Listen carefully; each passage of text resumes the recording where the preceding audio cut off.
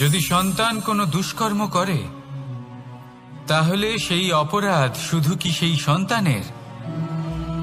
না, যদি সন্তান দুষ্কর্ম করে তাহলে অপরাধী তার মাতা পিতাও, যারা পুত্রমোহর কারণে সেই অনুচিত কাজে তাকে বাধা দেননি।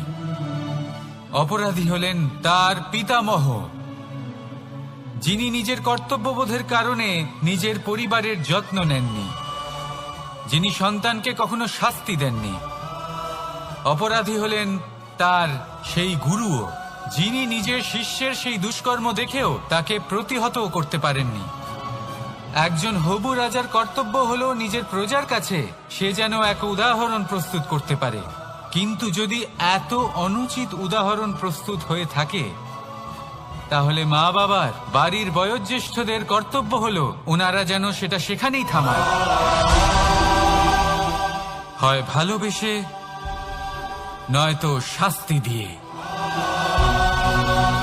যদি না থামানো হয় তাহলে মহাভারত অবশ্যম্ভাবী।